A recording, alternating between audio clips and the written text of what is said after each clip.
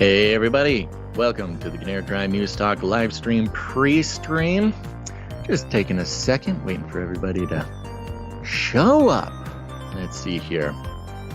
I suppose now is the time. I should send out the text message. As usual, folks, if you are waiting for a notification on Monday, Wednesday, or Friday, come in from those big tech platforms, whether it is fifth generational warfare keeping you from the truth or just sketchy technology, whatever the case may be, there may come a time when you will not receive a notification from your preferred big tech master that the show is going live. Well, in that case, we have the Canary Cry text message alert system. Very easy. Don't worry. We take absolutely no information. All you got to do is text the word canary to 877-740-3226. That's 877-740-3226. The word is canary. Okay, I'm seeing somebody at this exact moment messing with me.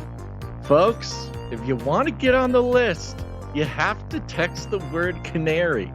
It's an automated system. I cannot add you to the list. If you say something, for instance, hypothetically, if you text 877-740-3226 and you say, sign me up, boys, that will not get you on the list. You need to type canary. All right. Other than that, I think it's getting ready. Time to start the show. I want to give a shout out to anybody who is finding the show through SGT Report. That's right. Last night, Gons was on the SGT hanging out. Very cool. Hope you guys caught that. And if you found our show through that, welcome. You're gonna like it. We got a nice minor boost over there on Rumble. Although, I hope Rumble works. Rumble wasn't working before. I'm not sure if Rumble is working right now, but we'll find out.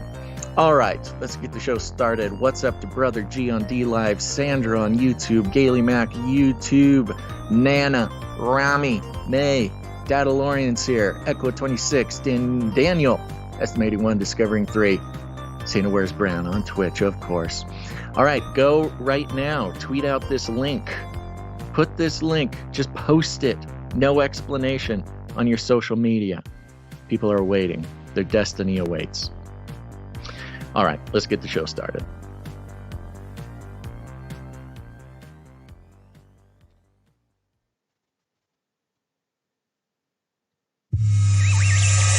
The world is getting crazier. People are acting more and more insane. The end of the world is tomorrow. Tomorrow. There's only one thing to do when the world is falling apart. Listen to Basil and Gonz as they discuss this week's news and events through the lens of Bible prophecy. You are listening to Canary Crime News Talk.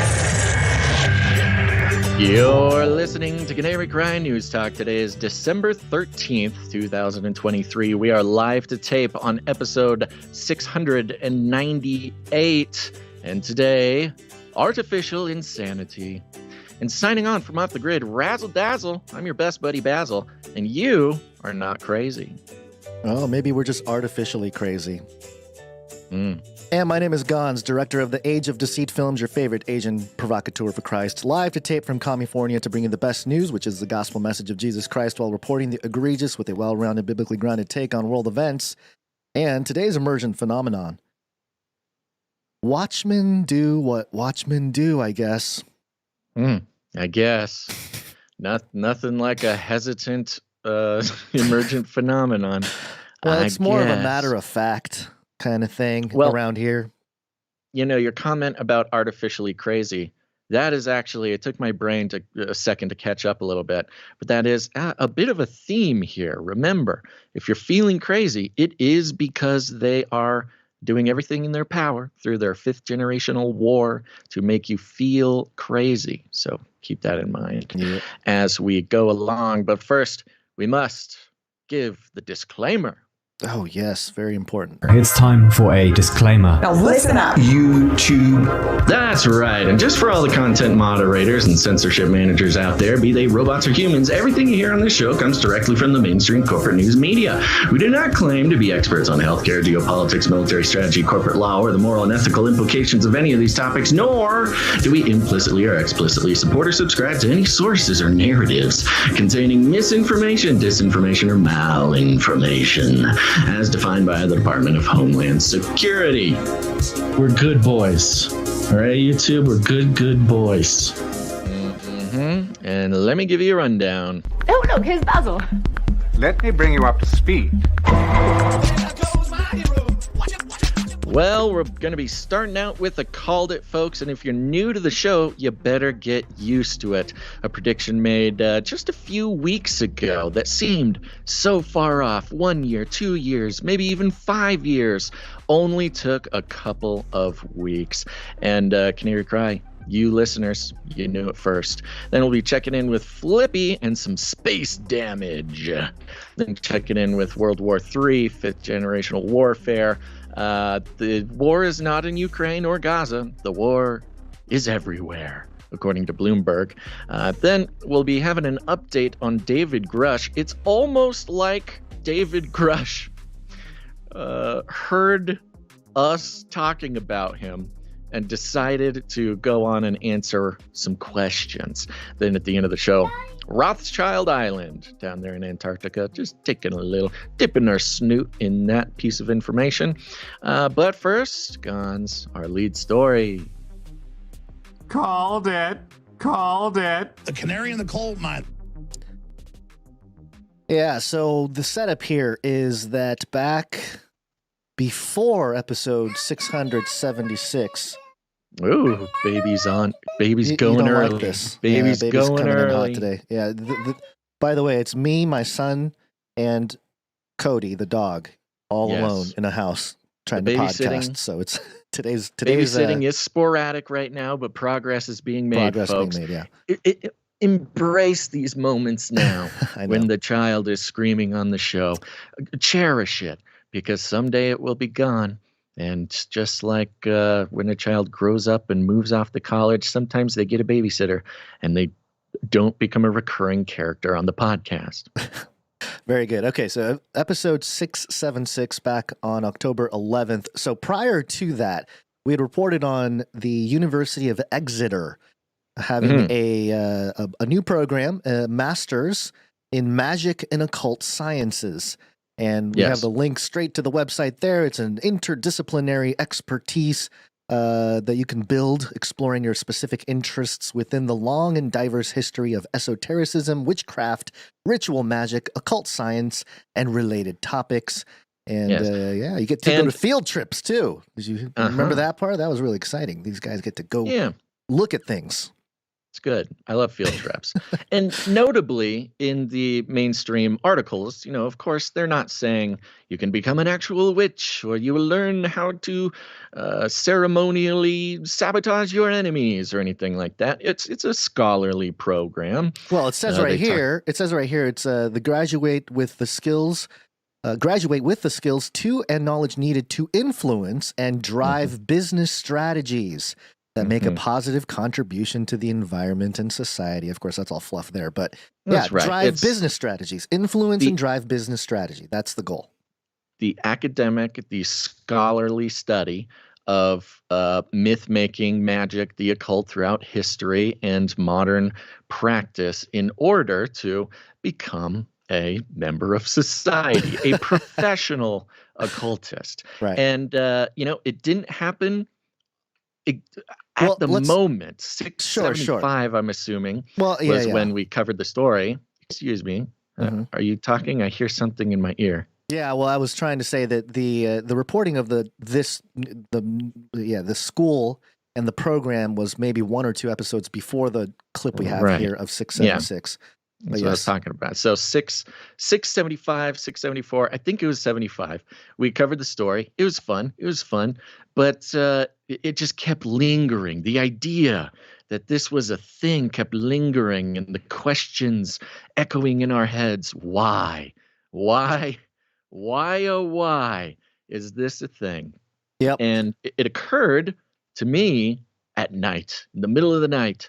Why would they be trying to create an industry for sort of myth making, occultic knowledge, things like that?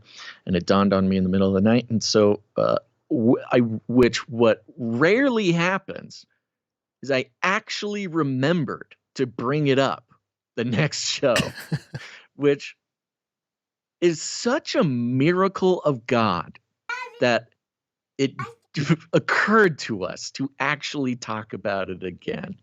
Because, of course, everybody knows on this show, everything moves so fast. Yeah. It's hard to slow down and, put out theories about things that happened an episode or two ago. But I think we have the clip just to remind everybody about what exactly was predicted. Yes. So I have a clip here, a couple minutes from episode 676. It's edited down, and it's the tail end of us talking about the strange footage of a man who fell into the void.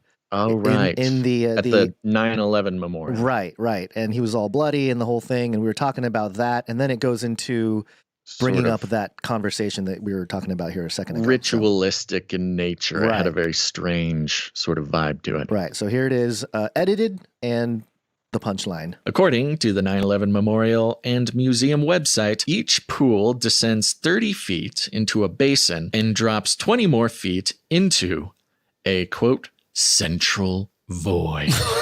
I told you, man, it's a portal. It's the portal to the abyss. If you really want to see the lizard people, you can't just walk in through the front door. You got to take the portal. Go through the portal. Take the portal at the bottom, the foundation of a mass traumatic event. Yeah, I mean, bloodshed. Bloodshed being opening portals. That's an entire field of research that you can jump into that seems very biblical, blood crying out from the ground, things of that nature. So, yeah. And again, back to the fact that we should have honorary masters from Exeter University. I know. Magic and the occult. In any occult worldview, that memorial would be an incredibly powerful magical I was going to say, they probably are going to start doing a lot more of this so that the university has something to talk about. To analyze. Yeah. I know. Here's the thing, Guns. What purpose does it serve to create scholars in any field, obscure topic? Yeah, any field, especially obscure ones. You're like, why does this even exist? Why get a degree in this? And it's to create not just the individuals, but the industry for analysis. Yeah. This will be a thing. It might not happen tomorrow. It might not be 2 years, might be 5 years, might be 10 years. But eventually we're going to be getting these professional scholars in magic and the occult going on CNBC. They're going to be analysts. They're going to break down the symbolism, kind of like how we were doing 2013 or whatever. It'll be commercialized. And so therefore it's not going to obviously carry the message of Christ as a default. So no, as the age of reenchantment continues, where even atheists are beginning to live highly ritualistic, sort of anciently religious lifestyles, we are moving out of the age of rationalism into reenchantment. And so magic and occult analysis on anything is going to become popular and mainstream in the same way, Gons, that weird alien talk, angels, demons, conspiracy theories, all this stuff has moved from the obscure corners of the internet into the mainstream. We're going to see the same thing with magic and occult analysis. I'm putting it in the red book. Yep. That's like shooting fish in a barrel, at least around here. All right, there you go. Shooting fish in a barrel. We're a fun little edit. The good old days. The good old days. October 11th, 2023. So, November 29th. What is that? 50 days later? Something like that. Did you say it was November 29th? Was the day of the publishing of NPR.org. Okay. Media coverage. November 29th will come up again later in the show. Very interesting. Oh, okay. Yeah. So November 29th, media coverage of Trump movement is missing vital context, a podcast version of On the Media, featured somebody named Jeff Sharlet. He's the author of The Undertow, Scenes from a Slow Civil War, argues that Trump's narratives of martyrdom, a persecuted in-group, a mysterious out-group, and a rhetoric of violence are all hallmarks of fascism. Yeah. Now, real quick, for those who don't know, because we might not have a very sort of devoted NPR listening audience here. Sure, yeah. But On the Media, long-running, sort of very prestigious sort of NPR show. This is, and of course it's a radio show that they then throw on podcast platforms. But this has been going on for a while. It's a very popular NPR show, and is in essence a news outlet. Lots of people go to On the Media, and the description of On the Media is this: the Peabody Award-winning On the Media podcast is your guide to examining how the media sausage is made. Host Brooke Gladstone examines threats to free speech and government transparency, cast a skeptical eye on media coverage of the week's big stories, and unravel hidden political narratives in everything we read, watch, and hear. Has that always been the thing for On the Media? Or is that like a new? No. This is On the Media. This is what it is. It's a news show. They basically do news deconstruction or construction on NPR, but it's very geared towards sort of the leftist NPR liberal type of people. Yeah. So, anywho, for those who didn't know, I mean, it's an award-winning, big deal show. Started on the radio, of course. So just so you know, we're not pulling it from some sort of obscure NPR student project. Right. So in this episode that Jeff Sharlet was featured on, they were breaking down a Trump speech, and it was, we'll just play some of it in context to Ashley Babbitt. Here is what they're talking about. You'll hear the hostess set it up, and then. And this is news. This was this news. Trump speech just happened. It was the talk of the town a couple weeks ago. Everybody was talking about this speech. It was on every mainstream place. And so it popped up here. Here they are examining the news. So you say that Trump has always strived to create martyrs. Back in 2017, when he was president, he said that the wounded GOP Congressman Steve Scalise took a bullet for all of us when he was shot in the hip by someone who professed to be a Trump hater at a congressional baseball practice. But you say that Ashley Babbitt, who was killed as she stormed the U.S. Capitol on January 6th, was, quote, processed, made productive almost immediately after her death, transformed right away into yet another flag, like a new tarot card in the deck of fascism, where it joined Gadsden, the coiled snake on yellow, and the Blue Lives Matter flag. When I saw Ashley Babbitt, white woman, led a mob, climbed up through a broken window, and a Capitol Hill police officer shot her and killed her. So we saw only the hands of the officer, and is a black man. And I understood immediately, as a student of American mythology and history, this is the lynching story. Innocent white womanhood killed by a black man. This is the template of Hollywood. You go back to The Birth of a Nation, one of the most influential movies of all time, 1915, based on a novel called The Klansman. It's a positive story about the Ku Klux Klan, and a white woman flees from a dangerous black man and jumps over a cliff and dies, and thus the Klan must ride to avenge her. Ashley Babbitt was such a productive martyr because she's wearing an American flag outfit, kind of. She's the only woman in this crowd, but she's really fierce and tough. She's also a veteran. And I started traveling around the country watching the myth in formation. Who Ashley Babbitt was doesn't matter to them.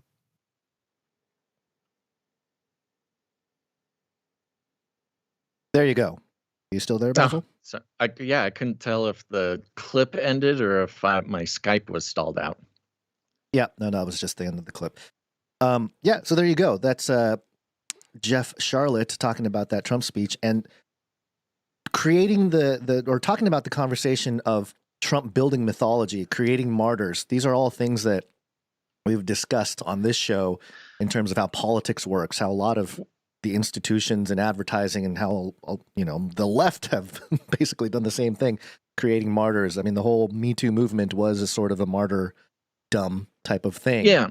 Well, and even more interestingly, he's using this sort of interest. Now, we'll get into Jeff Sharlet and who he is and what his education is and his type of thing.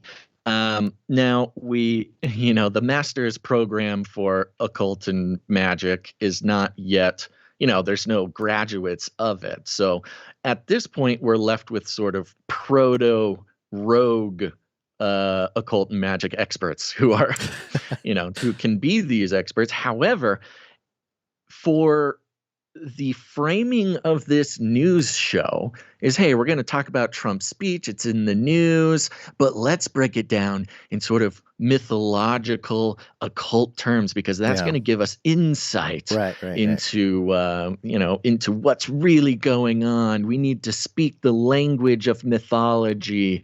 We need to speak so people, will understand it in these terms. Well, I think maybe let's play the next clip, and then we can talk a little bit more. Okay. Given all the myth-making about Ashley, you looked into her life, and what did you find?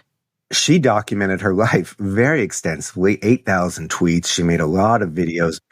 I found someone I think would surprise a lot of people. Ashley Babbitt from deep blue Southern California, kind of a beach person, votes for Obama twice, thinks he's the best president ever. So how did she get from there to here? What was the turning point? She talks about a houseless man in Southern California defecating on her front lawn, and the compassion she's tried to have in her life. She just says, to hell with it. And Trump is right there with this story. You know what? That anger you feel, it's not anger. It's love for your country. You don't have to swim against the current. Give into the undertow. Let it take you out. Here's white supremacy is ready to carry you. And now she's got a leader and she's got a mythology, and it's so easy to go with it. Now, if you remember in the first clip, they talk about Ashley Babbitt becoming a card in the tarot deck card in the of tarot American deck. mythology. Mm-hmm. Then they talk about the Gadsden flag. They talk about all these symbols. And of course, sigil and symbol magic is a huge part of chaos magic, sort of the most modern practice of the occult in the U.S. Or in the West, rather. And what Jeff is doing here, I mean, he is laying out piece by piece a worldview. He is dissecting the news from the worldview of, mythology, occult, and magic, and talking about Trump in a way that we have talked about Trump many times before, and that is as a chaos magician. He wields this power to almost instantly form mythology and gain, give it power through public attention. And as we know in chaos magic, the human will and the human attention on any particular symbol is what gives that symbol power. Now, that's what we talk about as weirdos who have been, researching the occult and public life for over 10 years now. And now, just weeks after learning about the occult and magic masters, which instantly spoke, that, hey, this is going to be a class of reporters, a class of journalists, a class of analysis going on to help everyone sort of understand what's going on in the world through these magical terms. And this whole thing branches off from the work we've done on Burning Man with Carl Teichgrib, Game of Gods, the Age of Reenchantment, that even the most sort of atheist or secular people are understanding the world in these symbolic, mythological, occult magic terms, and they're not really afraid of it. I mean, we've talked about witch talk, we've talked about these big movements. Well, that's the thing. Sorry to cut you off, but just the mainstream at large has been doing this for a long time. I pulled up the 2017 Economist cover, the Trump tarot cards. Remember that? We've talked a lot about it. Yeah, of course. It's been a huge topic of conversation for people who are interested in this stuff. Right. And, kind of take the time to analyze it, that this has been happening in the media for a long time. And it's just a matter of time before there's a professional class. Right. But I also think that in the context of Trump, it's interesting because if you look at, I'm doing what they do in comparing Trump to Hitler. I know that's not the greatest comparisons to make, but I'm doing it I'm doing it in the sociological context of, when Hitler rose to power and everything, a lot of the criticisms was very geopolitically involved, obviously racially involved in a certain extent.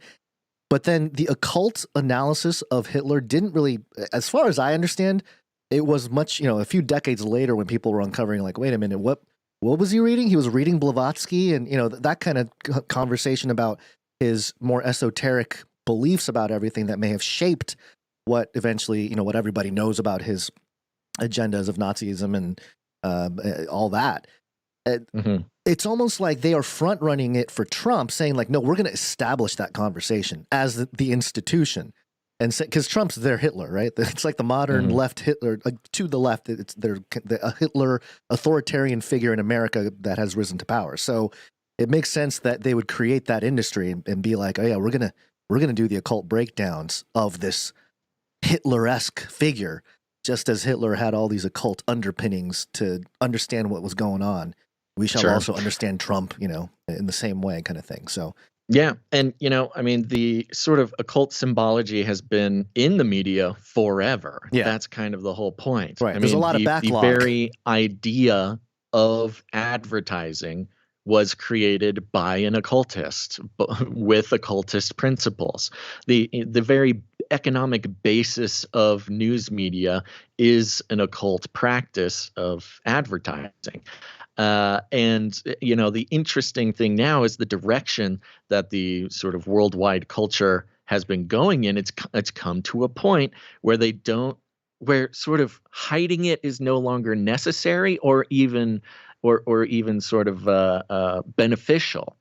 At least in the West here, it's considered like scholarly, important work to break down just what's happening in the world in occult terms and mythological terms. And that's what this Jeff Sharlet guy, happens to be in a position where he's written books for years. He's been interested in this stuff for years, similar to how we have. And now it's kind of his moment to break out in this burgeoning occult expert, media deconstruction mainstream way. Yeah, so Jeff Sharlet has his X account here, and he has a link to it's kind of like a mini bio, and it says Jeff Sharlet is the New York Times bestselling author or editor of 8 books, including The Family, The Secret Fundamentalism at the Heart of American Power, and that was the basis The Family, of the show. by the way, which is a show that I have recommended. It's a show that I've talked about on this podcast. That's what I before. thought. Yeah, I remember you talking about The Family, the Netflix show. And I didn't know, I didn't know who Jeff Sharlet was. I couldn't have named, the producer of that film if you had a gun to my head. But the fact that he is an executive producer, he's the executive producer of The Family, and it's based on his writings. So he's been doing work for a while now, but also, he also has This Brilliant Darkness, A Book of Strangers. His new book, The Undertow, Scenes from a Slow Civil War, is, quote, journalism as art, attempting to capture the mood of the nation at this fraught moment that others in the future may know how it felt to live through the present, end quote, Washington Post.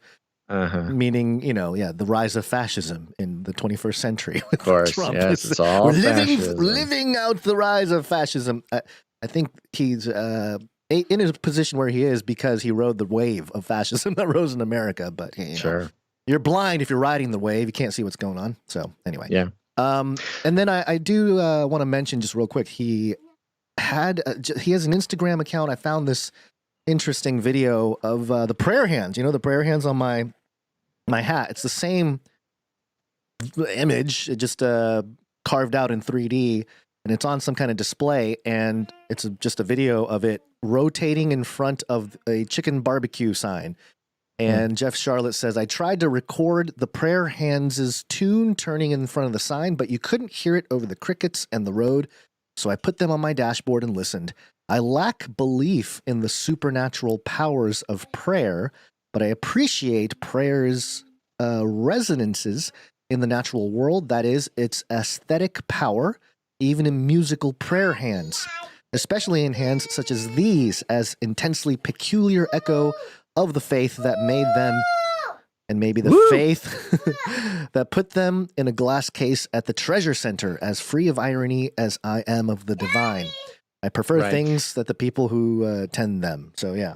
I think that there's a couple of things he says there that is actually really key and kind of unlocks a little bit of the details of what we're talking about as well. Yeah. It's not that necessarily, the people in modern society. I mean, one example, witch talk, all these young, mostly women getting into witchcraft and TikToking about it and stuff like this. Many of them will describe their practice of witchcraft as something called spicy psychology, which means it's sort of this secular recognition of theirs that, hey, yeah, I don't know, maybe magic like Harry Potter magic isn't real, but I do it because it's helpful. I burn candles and worship the devil because it's good for my mental health, stuff like that. Which, whether they believe it or not, I think is really a toss-up, if it even matters. Yeah. But he's kind of along the same way, saying like, oh, I don't believe prayer has magical powers, but I believe in the magical powers affecting the world or whatever, having some sort of manifestation. I think it's because also of where science is going and physics and cosmology and everything and the quantum stuff. There was an article, we didn't bring it to the show. It was a couple weeks ago. I thought about bringing it, but it had to do, I think it was like what is it? I forget, some science outlet, a big science outlet that covered it, but basically they were saying that there are studies that have been done where they looked at, I guess they're quantum moments, I guess, like, man, I should really pull the article out, but basically in the human brain, they measured moments where there is some kind of quantum entanglement happening in the synapses and stuff. So that kind of thing will create all kinds of opportunities for worldviews, different supernatural worldviews to just seep in, where it's really just about how God designed us, to connect with the spiritual realm. So interesting stuff. Calling it supernatural is not, if there is some connection between what we might call the supernatural having sort of natural explanations, which I think for most people does not necessarily exclude the principle of miracles. Like, just because there's a natural explanation doesn't mean that it isn't a miracle. And, it's always been the worst argument from secularists and atheists, when something miraculous happens. They just be like, oh, yeah, well, splitting of the Red Sea, well, there's winds. The wind could have blown it, and that's not a miracle. That's so easy to explain. And the point, my kind of feeling, whether I'd be able to articulate it or not at the time, has been like, what are you talking about? Just because you don't think a great wind coming in and splitting an ocean in two isn't miraculous?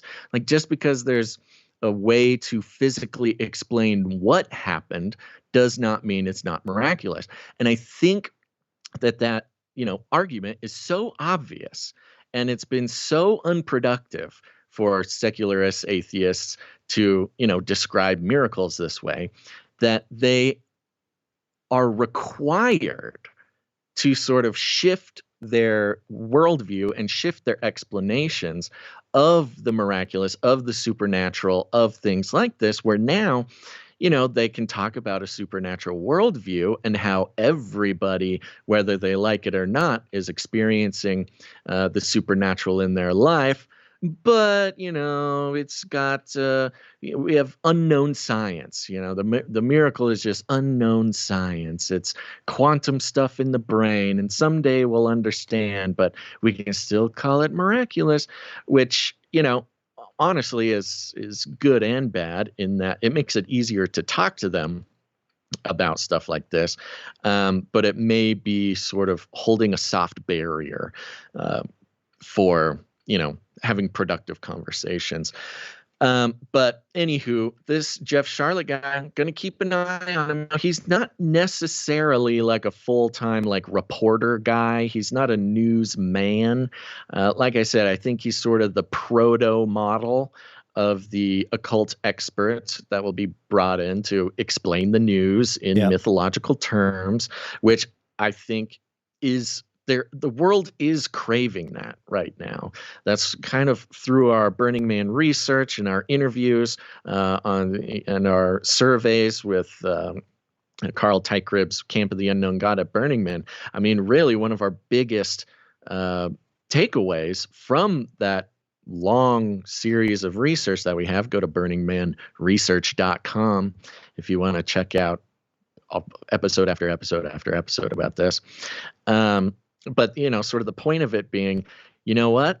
The secularists are living mythologically. They do have a supernatural worldview. Yeah. They are acting as if they are ancients worshiping, the god of their ancestors, their land, their geographical, location. They are doing this, whether they say it or not.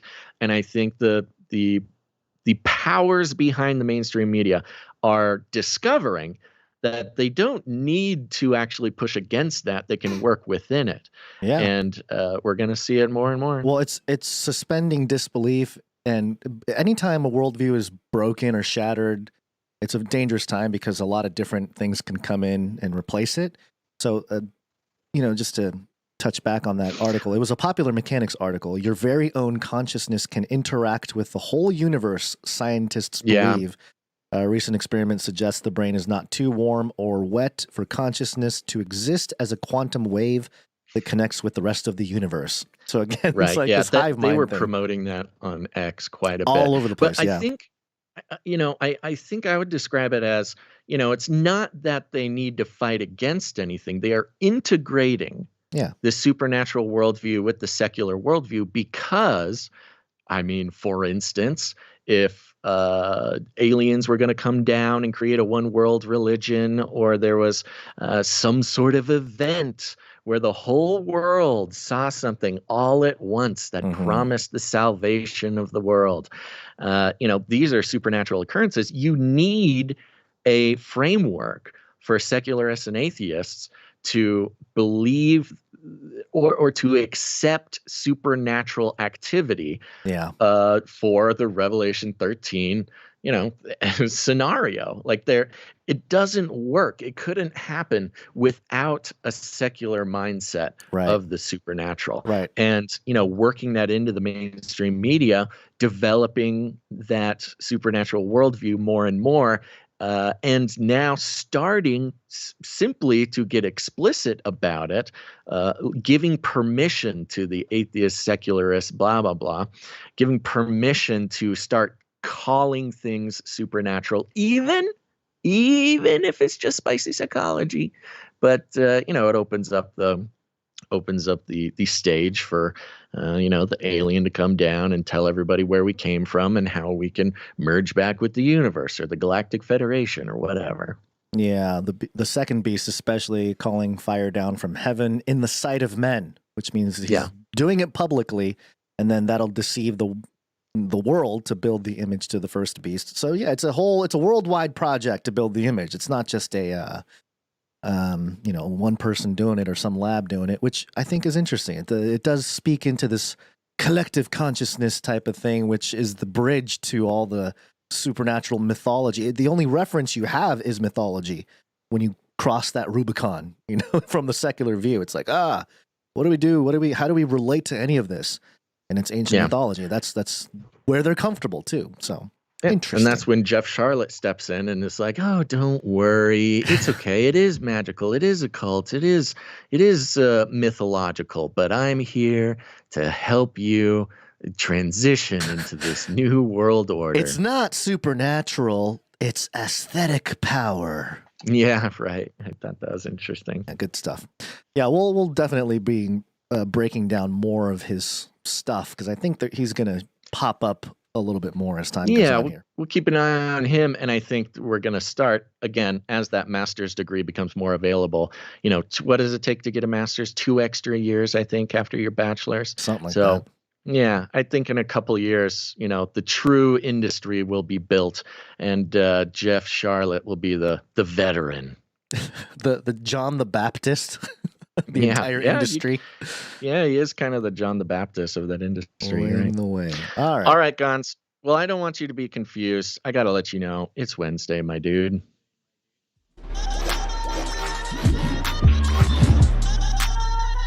Wednesday. Hey guys, know what day it is? It's Wednesday. Time for Canary Cry News Talk. Yeehaw! Wednesday, my dude. It is Wednesday, my dudes.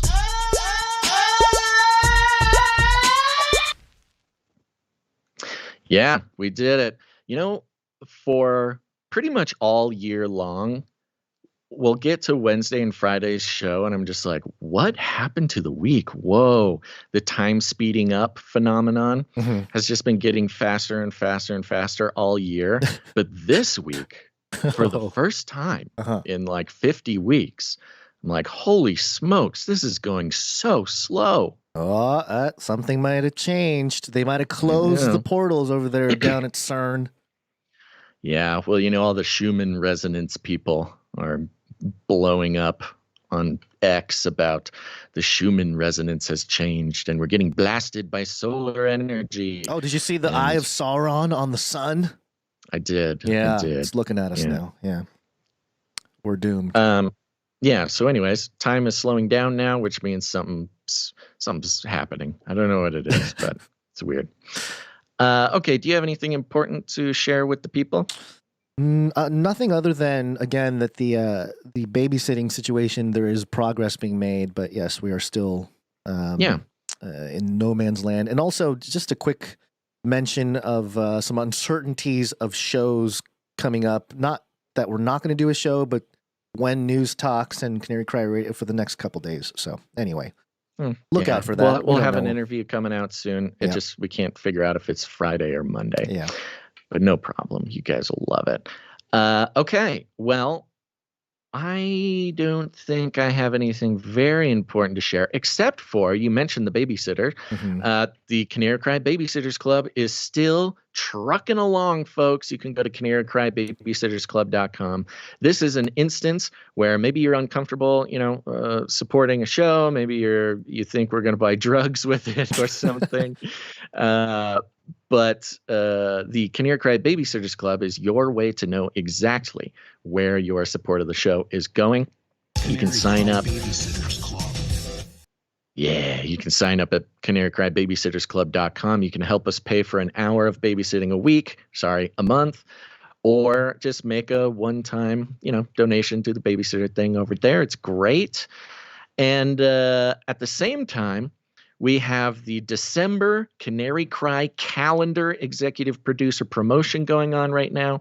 Those who are signed up for the Babysitters Club or the supply drop, you will be receiving the ultimate Canary Cry calendar. It's the 4th one. We don't make it. It's not us. It would be much worse if you and I did it, Gons.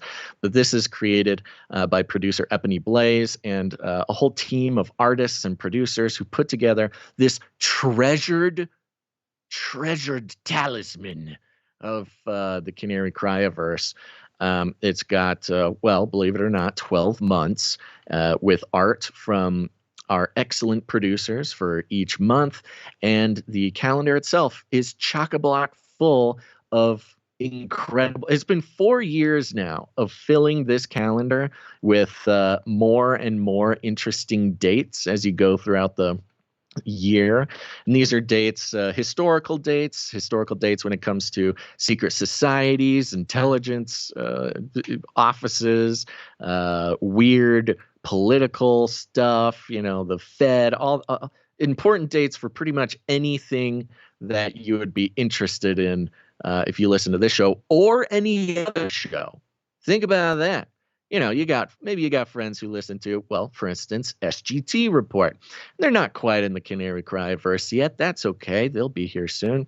But so this is really a calendar that anybody who's interested in what's really going on in the world, and then, they'll come across Basil Podcasterson Day or Stabman Day, or some of these Canary Cry Radio, Canary Cry News Talk based holidays. And it's just a good time, folks. So remember, if you're signed up for Supply Drop or Babysitters Club, you will be receiving it anyways. But some people don't want to sign up for a monthly support thing. And that's okay. We had a lot of people wanting the calendar, but not wanting to support the show. I'm sorry, I can't give you a free one. But if you sign up, or not sign up, if you executive produce the show, any show, if you become an executive producer for the month of December, you will have an option to receive the calendar. We'll send it straight to you. If you already have one or you don't want one, then you can do two things. Number one, you can say no thank you. Or number two, you can say put it in the Pass It Forward program. Yes, we now have a Pass It Forward program.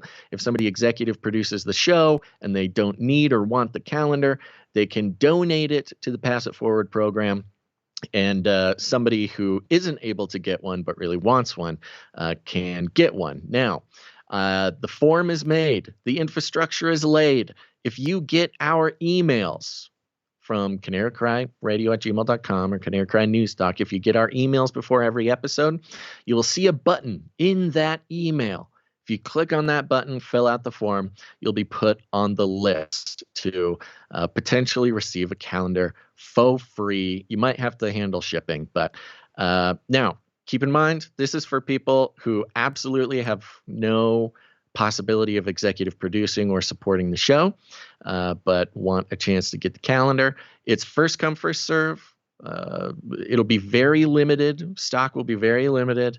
So, it's kind of up to you at this point. Search your inbox, your spam folder, your updates folder, all the nooks and crannies of your email box to see if you got that email from us. Just search Canary Cry Radio, probably just Canary Cry. And you'll see the button, click on the button, fill out the form, and you'll be put on the list. What was I going to say? Yeah. Oh, and if you're not getting that newsletter, that's tough. You should go to canarycry.party and sign up for the newsletter. You get all the sources and the art for the show before it starts. It's a wonderful life. But with that, Gons, it's time to thank some executive producers. Executive producers. That's right, folks. We run the value for value model, which means we take no money from corporations, commies, or cartels. We are entirely funded by people who receive value from this show. It's not just a, cliche, give us money type of situation. It's really only calling to a paradigm shift in the economic structure of independent media. And that's what we've already talked about, the difference between independent media and alt media, alternative media. Truly independent media, in our book, is not dependent on advertisers or corporations to keep it running. That sort of negates the independent bit. They can be alternative and, ask for donations, but if they are advertising to you, they are not outside the system. They are within the exact same system that corrupted mainstream media in the first place. And of course, advertising was invented by occultists for occult reasons, but that's for another episode. So value for value It's a biblical concept. If you get value from this, you put value back in. It's whatever the show means to you. Put your own number on it. Support the show, and it's not just with money. You can support the show with your time and your talent. Make art, volunteer. There's a lot of ways to get involved, and I will tell you now, you can ask any producer of this show. It's incredibly rewarding. So if you want to help break away from the advertising model that has for so long brainwashed well-intended alt media listeners and support a truly independent piece of media, that's here. Go to canarycry.support.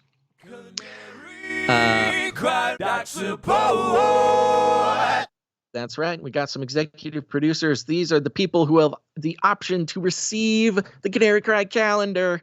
And we're going to thank them now, starting with Sir Alex Protocol, V2 Knight of the Berean Protocol. Sorry, muted. Thank you, Sir Alex Protocol.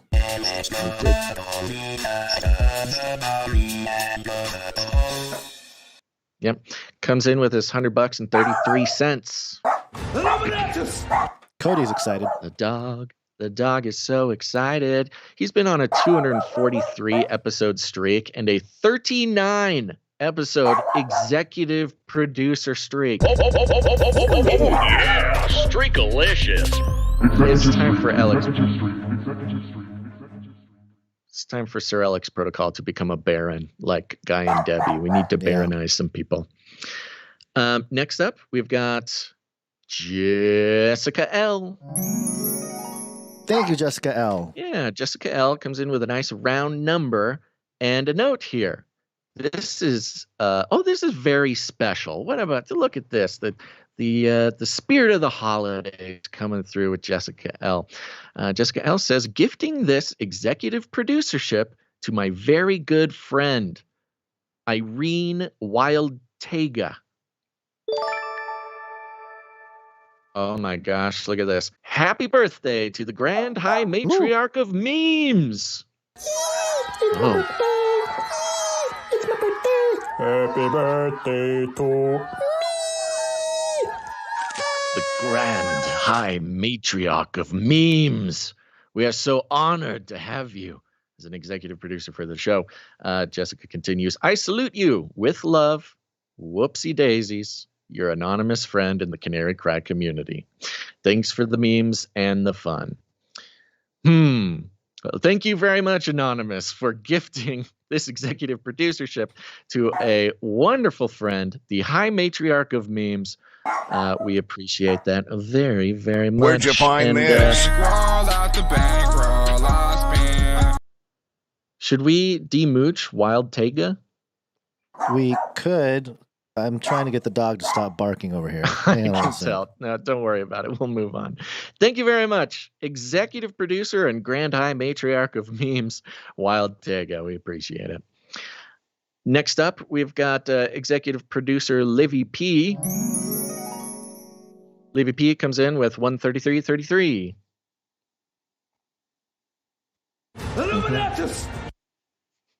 You can tell there's some multitasking going on here, folks. That's okay. See, we're making it happen. Livy P did send a message, a nice message just for you and I, Gons. Thank you very much for your executive producership. Where'd you find this? Can't wait to send you a calendar. Thank you very much. Last but not least, we've got executive producer Caroline F. Thank you, Caroline F. Thank you very much. Nice round number. When people support the show, a nice round, obvious number, that is them telling us they'd prefer if we don't disclose the amount, so we won't. If you don't mind us disclosing the amount, you make it some funky number, like Sir Alex Protocol always puts 33 cents or something like that. That's you telling us to let the world know. And we thank you very much, executive producer Caroline F. Where'd you find this? And now, for all the executive producers, remember to keep an eye out in your email that you used to send in your producership, and you'll receive an email from this probably Sir Ike, the supply drop email, on details about your calendar. Okay, other than that, we had a very short list of producers today, Gon, so I'm just going to run through it right quick. Okay. Uh-huh. Next up, we have Sir Marty K. Oh, this is the list of producers who come in under the executive producer amount, but over 777. Sir Marty K, Night of the Wrong Timeline. Mm-hmm. Thank you, Sir Marty K. Thank you very much. Yes, he comes in for 1212. I think I may have got that wrong. I think he came in for 1313. Okay. Spooky. And he sends us a little note here. He says, "Hey fellas, I just got something you might find funny and interesting, maybe in my Instagram box. I took a screenshot of it and attached it to this email." Oh, good. And I have it. Yeah, I don't. I meant to put it in this document for you. Maybe I can do that right now. Basically what it is a screenshot of the Instagram sort of chat box of his. Here, I'm going to stick it I see right it here. there. I got for it. you. You got it? Yeah, I okay. got it. And somehow, I don't know what's going on with Sir Marty, but he's like on the Mark Zuckerberg channel. I guess there's just like a CEO channel that he like puts stuff out to. But Mark Zuckerberg sent this out to everybody. Rolling out multimodal AI that can both see and hear on Ray-Ban Meta smart glasses for early access. You can ask Meta AI to translate images, create options, identify objects, and more. Captions. Then there's a picture that Zuck sent of him sort of in his closet looking at some clothes that are hanging up. And it's obviously from the POV of his smart glasses he's wearing, because his hands are just sort of like awkwardly out in front of him. It's almost like he's like, "See, I'm a real human. I have hands," and he's just touching some shirts that he has hanging up. And it says, "Zuck starting to test multimodal AI that can both see and hear something." But he's in his closet for some inexplicable reason, touching his shirts to test the AI. Thank you very much, lizard person, Mark Zuckerberg. Great. Good stuff. Cody, come on. Cody, don't you know we're doing a show? Cody does a dog podcast, but that doesn't come out on Wednesdays. That's it. That's it for regular producers. Just one. Thank you very much, Sir Marty K. Thank you, Sir Marty K. We do have our streakers coming in under $7.77, which entitles them to nothing except for having their name read on the show. If you come in over the $7.77, entitles you to have a note read on the show. But here's our streakers. We love them. Doctor Who Done That, 37 in a row. Thank you, Doctor Who Done That. Sir Morv, 310 in a row. Thank you, Sir Morv. Veronica D, 340 in a row. Thank you, Veronica D. Oh, this is a big one. Dame Gale, Canary Whisperer, and Lady of X's and O's has reached 333. That's a big one. Thank you very much, Dame Gale, and congratulations. Yeah. Sir Scott Knight of Truth, 364 in a row. Thank you, Sir Scott. Sir Casey the Shield Knight. Sir Casey the Shield Knight. 379 in a row. Thank you to our financial producers. We could not do the show without you. These are the people, folks. These are the people who are financially keeping the show alive. It's the reason we're able to do it so long for so many days a week. If we didn't have these producers, it just simply would be impossible, because on principle, we're not going to advertise to you. I mean, I was thinking about it, Guns. Maybe when Basil's Bunker comes out, I'm definitely going to be plugging Basil's Bunker, but that doesn't count as advertising. It's your own product. If it's your own product, then I guess you can. Yeah, I think we're okay if it's our own product. Yeah. But there you go. God bless you, financial producers, and everybody out there. Thank a producer, because they're the ones. They're the reason that you get a show today. Okay, well, thanks some producers with their time and their talent later on in the show. Okay. But other than that, we are all set, Gons. Flippy update. Do you want fries with that? That's right. It's the Flippy update. Short one today, but important. important. FLIPPY is our colloquial name for the disembodied robot arms that are taking our jobs, enslaving our children, and flirting with our spouses. We use talking about FLIPPY as a way to explore all the new fun and exciting ways that robots are taking over the world and how there's nothing we can do about it.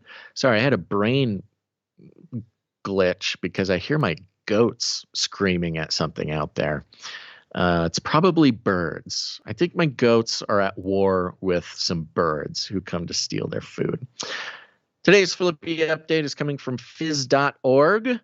The headline is U.S. slaps TV provider with first ever space debris fine. Oh no.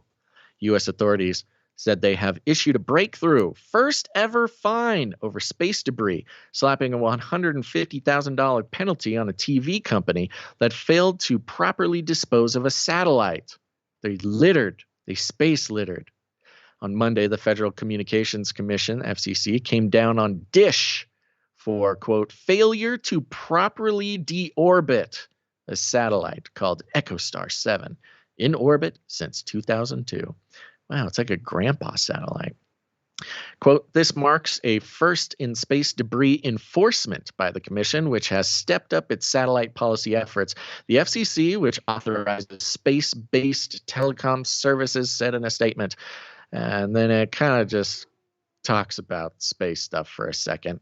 As the geostationary satellite came to the end of its operational life, Dish had moved it to an altitude lower than the two parties had agreed on, where it, quote, could pose orbital debris concerns, the FCC said. Can you hear my dogs losing their minds right now? I think somebody is invading the castle. I don't think Gons is even here. Anywho, we've talked about space debris.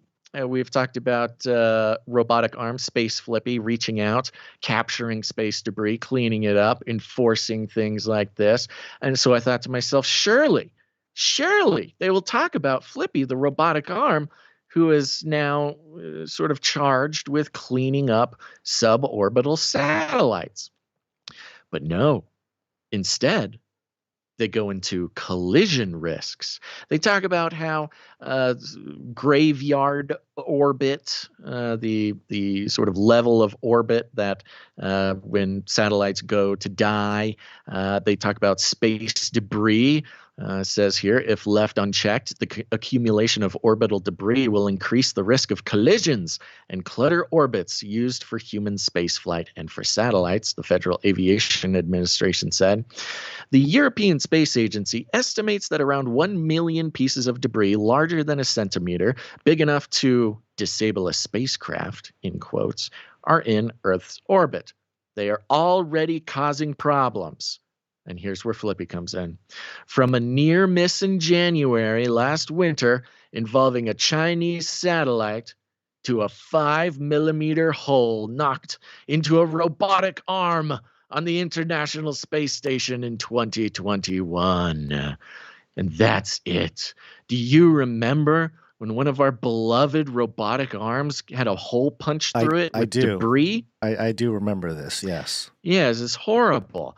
But I love how in this age of basically corporations getting away with whatever they want, one of the sort of justifying events to the public, like, why do we care? Why are they charging these people for space debris? You know, a lot of us don't even believe in space. We don't even know what's going on out there. That's funny. Before we pay the tax, prove that there's a space. Yeah, exactly. We're all down for charging corporations, but what is this space nonsense? Well, if they can if they could do cyberspace tax, then they can do space tax. Cyberspace isn't even physical. That's how they'll argue it in court, you know. They are literally, for the only purpose in this article, the only purpose is to support public opinion, to get the public to turn on the corporation and say, see, this is why we need to pass the law, or this is why we need to charge them, or this is why corporations need to be held accountable. The only reason is because of the beloved robotic arms. And FLIPPY, the disembodied robot arm, this has been a core piece of the Flippy update, and that is the robotic arms are propaganda. They are propagandized. They are propagandizing robots. The propaganda itself is centered around how we must love these robots. We must let them into our life. We must let them make our food and our coffee, and specifically these cute dancing robotic arms. Those are the ones that we must love. We've tracked it for many years. And now we are seeing the weaponization of a beautiful robotic arm. Yeah, you're going to have to by create a careless corporation, space junk. Got a hole knocked right through it on the International Space Station. So rise up, citizens. It's about time we start charging these corporations. You're going to go down in history as an early robot activist. Weird, anonymous man with googly eyes on the internet advocating for robot rights. You'll be misconstrued. You'll be remembered falsely by the winners.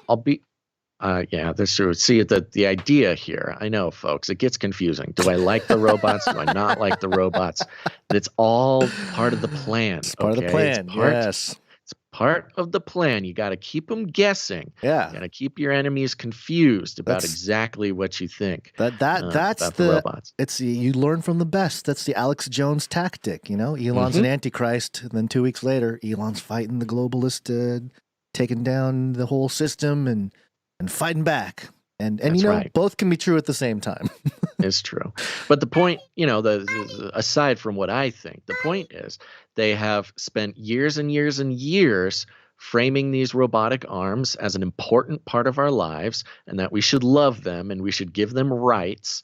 And then they can turn around and weaponize that love for the robots for their sick government regulatory aims. You know, if we just tell them that a robotic arm got shot in space by a careless corporate piece of litter, then the public will understand and they will support our space regulations. This is how they do it, folks. They do it with lots of things, and the robotic arms are no exception. That's your Flippy update for the day. Okay. Yeah, I was going to go on to a whole rant about robots and pedophiles, but I'll save it for another time. Yeah, that'll be the next one. Okay. Wars and rumors of wars. And you shall hear wars and rumors of wars. In this 5th generation warfare. 5th gen warfare. They're targeting you. They're targeting you. 5th gen warfare. 5th generation warfare. The battle for the minds of the population. A war of narratives. A war of narratives. All right, we are I'm going to do an article here from Bloomberg. It's an op-ed, and it is titled, "It's Not Just Ukraine and Gaza. War is on the rise everywhere." Perfect. Everywhere, Basil. And here's what it says. Let me go full screen here, those of you watching. Quote, "It'll all be over by Christmas" has become one of the most derided prophecies in history. It was made by wiseacres in London, Paris, Berlin, St. Petersburg, and elsewhere in Europe as the First World War exploded in August 1914. These misguided optimists founded their projection on recent experience. Europe had suffered no long big conflict since the fall of Napoleon a century earlier. Yet, as everybody knows today, far from being over before Santa Claus called, the terrible struggle that began with Austria's invasion of Serbia lasted 4 years and killed around 20 million people before the 1918 armistice. This week, the International Institute for Strategic Studies, the IISS, in London, published the latest edition of its authoritative annual Armed Conflict Survey. And it's not predicting much peace for the holidays. It paints a grim picture of rising violence in many regions. They needed to get their spell checker. Of wars chronically resistant to broking of peace. The survey, which addresses regional conflicts rather than the superpower confrontation between China, Russia, and the U.S., and its allies documents 183 conflicts for 2023, the highest number in 3 decades. Wow. Records meant to be broken, Basil. I love how we only know about 2 of them. The highlights, quote, intractably, am I saying that right? Intractability as the defining feature of the contemporary global conflict landscape. Non-state armed groups, of which Hamas in Gaza is only the most immediately conspicuous, play a baleful role. In many places, these forces are supported by disruptive major powers, notably Russia and Iran. Although the world is not immediately threatened by a great war, such as those of 1914 through 18 and 1939 through 45, tensions are arising, especially between the U.S. and China. I would identify an issue that seems to me as a historian especially important and dangerous. One of the primary reasons Europe went to war in 1914 is that none of the big players were as frightened as they should have been of conflicts as a supreme human catastrophe. After a century in which the continent had experienced only limited wars, from which Prussia had been an especially conspicuous profiteer, too many statesmen viewed war as a usable instrument of policy, which proved a catastrophic misjudgment. Today, we see Russia's president, Vladimir Putin, sharing this delusion. His lunges into Georgia in 2008 goes on about Russia and their moves over the years here. The IISS survey concludes that any prospect of a resolution of the struggle must hinge on Kyiv, quote, obtaining security guarantees that ensure Ukraine's future territorial integrity against external aggression, end quote. Meanwhile, we still don't know how far China's President Xi Jinping is prepared to extend his own aggression in the South China Sea. And then, of course, they mentioned Gaza and Israel. There are border clashes worldwide, of which Russia's attempt to overwhelm Ukraine is only the most devastating. And this is where it lists some other stuff going on here. Azerbaijan has seized the Nagorno-Karabakh region, precipitating the flight of more than 100,000 of its Armenian inhabitants. Tensions persist between Russia and Georgia and are worse than in ever, I think I need to spell check this, in modern times between Algeria and Morocco. In Pakistan, domestic terrorism has escalated and stresses in relations with India's anti-Muslim government are running dangerously high. Meanwhile, the IISS reports, quote, the accelerating climate crisis continues to act as a multiplier of both root cause of conflict and institutional weaknesses in fragile countries. So you see, Basil, it's not so much that we can't do much about it institutionally. It's climate change. It's a multiplier of the issues. Oh my gosh. Well, what I find so interesting with this is really not almost any of the details they've shared. I think it's sort of an incredibly dry presentation by Bloomberg here. But what I take away so far is, hey, yeah, there's lots of war. There's Gaza, there's Ukraine, but there's 120 other wars going on all at once, to which I ask, okay, interesting how we have not heard of many of the other ones. To which leads me to believe, they must kind of have nothing to do with America. It's not our most important national interests to have the American public know about these. And that may be on one side, just the fact that it's, I don't know, a country that we don't care about fighting with another country we don't care about, or specifically sort of hiding it, like during Obama, the war in Syria and Libya, and American soldiers fighting all over the place. Obama got us into, precipitated 5 wars during his tenure there, and most people still have no idea, because it was very beneficial to keep those wars secret for Obama, because he had won the Nobel Peace Prize. He was this very peace-oriented candidate, and fighting for, everything he's fighting for, and then turns around and starts 5 wars. So it could be that side. But what I see with this quote is specifically an admission of the 5th generation warfare that we keep talking about. The accelerating climate crisis. Okay, so, if you actually look at it, the climate crisis is not so much a climate crisis outside of rhetoric, propaganda, justifications, all these sorts of things for some sort of new world economic order. Climate crisis is just sort of like sprinkles that they will throw on anything going on in the world, just to make sure that it's sort of ubiquitous in the fear and the stress going on with the public. The accelerating climate crisis continues to act as a multiplier of both root causes of conflict and institutional weakness in fragile countries. So this climate crisis, they are speaking of the climate crisis as if, the world heating up is causing people to fight and weakening our democracies. Oh man, if only the earth would stop heating up, then we could have democracy and there would be no more war. What a great message. Yeah. But when people like us hear the climate crisis continues to act as a multiplier, both root causes of conflict and institutional weakness in fragile countries, what we hear is the propaganda, the act of the New World Order rhetoricizing Fantasy the League. idea.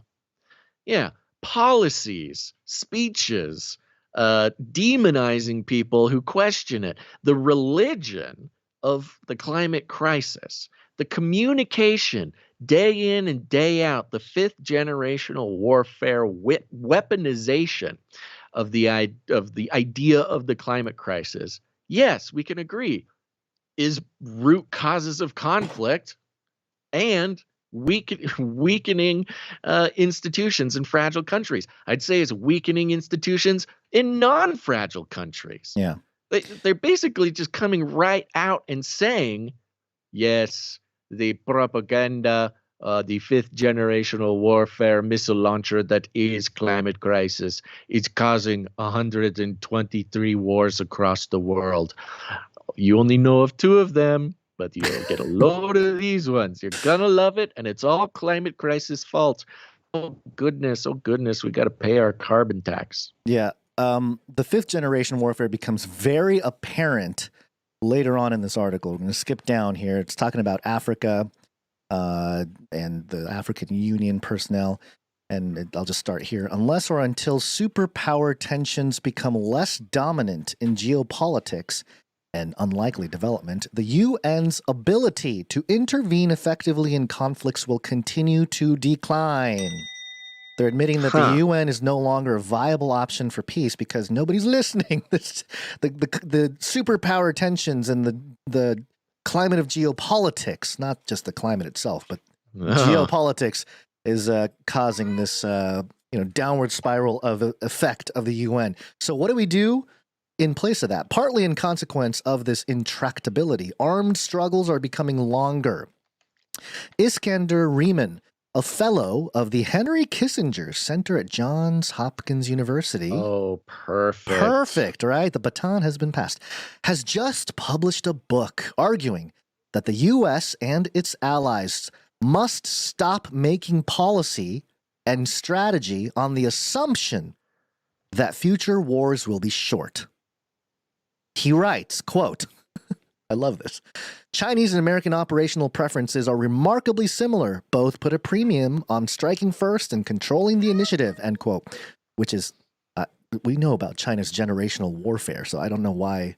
Maybe What is he talking about? China is in a 1,000-year war with superpowers. I love that they're like, because look, as a public, we have experienced the vernacular forever wars because we go into a conflict and we just stay there for a couple decades, right?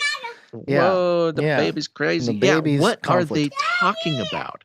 What war has happened in our lifetime that has been a short war?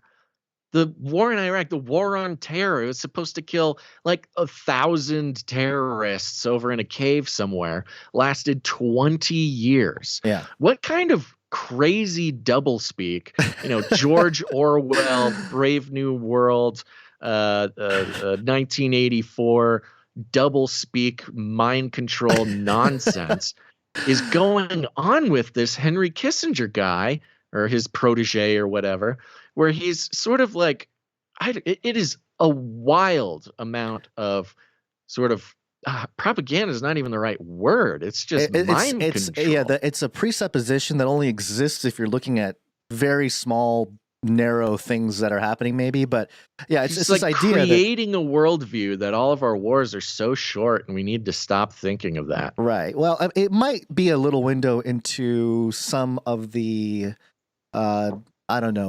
strategies perhaps of, the current military industrial complex, in a sense where they're trying to front run certain things and get in front of it and then be able to control whatever that thing is, rather than looking at it as like, okay, this is going to be a longer conflict. They just want to win quick, and I can see that kind of perspective. But he continues here. That's the most profitable way to do it. Right. Is to say it's going to be quick. Hey, give us the $200 billion now. Yeah. Just real quick. One price, $200 billion. Maybe do it 2 or 3 more times. Pump that right into the American military industrial complex. Use Putin's money. Just use Putin's money. We pay you back. Yeah. This will be over fast. Don't worry. I mean, it is part of the bait and switch that the military industrial complex has pulled off over and over and over, is that, hey, you got to get ahead of it. You got to do fast. Yeah, listen to this though. Okay, so he continues on with the. Oh, I'm sorry, I didn't know you were still talking. You cut out for a second, so I thought you finished talking. Does that dog needs to be out? No, or something. There's the mailman's here, so that's a. Oh, the mailman. Yeah, the mailman. Oh, speaking of mailman, the new PO box is available, people. We'll talk about that later. Okay, so continuing on here, he believes. Jeez, Louise, come on, hey, quiet. Go lay down. Okay. He believes this will not prove viable in the future, that the immense economic heft of China and the U.S. would cause conflict between them to be protracted for many months, perhaps years and even decades. This makes it necessary for the West to build strategic stocks of weapons and munitions on a scale currently unimagined by planners. We must multiply the weaponry, Basil, the munitions. We need to stockpile, baby. Forget the preppers thing. This is like the government needs to prep. The government needs to prep. Otherwise, we're going to be screwed. Yeah, it's interesting. It is kind of just calling out the sales tactics of the military-industrial complex, saying like, hey, nobody buys the short war thing anymore. And instead of needing a war to get the economy going, why don't we just plan as if there's going to be a war forever, and you can just keep business going? It's a wonderful. I mean, talk about rumors of wars. Yeah, and then it mentions, and this is a sentiment that we've been hearing a lot in the Hamas, Gaza, Israel situation. Temporary truces or even peace treaties between the rival monarchies merely, quote, provided an opportunity for the protagonists to regain their breath. And this is this is going back into some French history here, to rearm for the next round of war.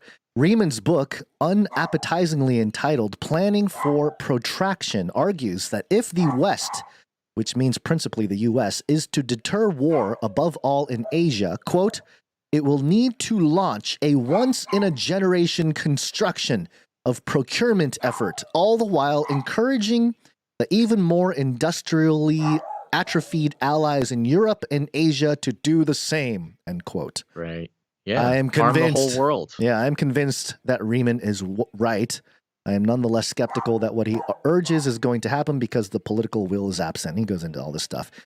We should stop planning the defense of the West on the assumption that any of the threats that face us will be over by Christmas. And that's how he closes this op-ed. But it's the whole point being, it seems like we need to change tactics into a forever war format because that's what we've been doing for a long time. This is forever war thing. It is interesting. It's like they have prepared everybody. It's like that's like the contrarian view of, you know, podcasters on the internet saying this is not going to be a short war. This is going to drag on. I mean, remember everybody at the beginning of the Ukraine war, like, this is not going to be a 3-week operation or whatever. This is going to be forever. We know this. Well, especially after they pulled out of Afghanistan, everyone was waiting for the next thing. It was. Oh, I called it to the day. Yeah. Or to the week. I said 6 months. It was August. I said 6 months and we're in a new war. Boom, February in a new war. Yeah. You know, just shows how programmed we are all to expect a long war. And I think more than anything, what this guy's doing is just putting words to what we all know. It's like, hey, we don't need to lie to everybody and just keep everybody, you know, string them along week by week for a 10-year war. Just tell them it's going to be 10 years. Right. So I wanted to land this with, you know, the whole mention in the article about how the UN is ineffective now. The way things are moving. It's about, you know, long game. Oh, gee, Cody, he's driving me crazy. He's insane. Yeah. He's an insane dog. He's going to snap. Oh, I'm going to snap. Guns. Okay. Guns is going to snap. I'm going to snap. Okay. So if it's not Cody, that's going to make me snap. It's Al Gore at some UN event. Talking about what? What is he talking about? If you have social media that is dominated by algorithms that pull people down these rabbit holes that are a bit like pitcher plants, these algorithms, they are the digital equivalent of AR-15s. They ought to be banned. They really ought to be banned. It's an abuse of the public forum. But when people are pulled down these rabbit holes, you know what's at the bottom of the rabbit hole? That's where the echo chamber is. And if you spend too much time in the echo chamber, what's weaponized is another form of AI, not artificial intelligence, artificial insanity. I'm serious. I'm serious. QAnon is just the best known version of artificial insanity. And these devices are the enemies of self-government, and they're the enemies of democracy. We need reforms for both democracy and capitalism. Both sets of reforms are possible. Oh, you mean a new world order? I think that's what he's talking about. New sets. That's so ironic. It's hilarious. Well, yeah. Coming from Al Gore. Al Gore talking about algorithms. Talking about climate change, which is causing all wars around the world.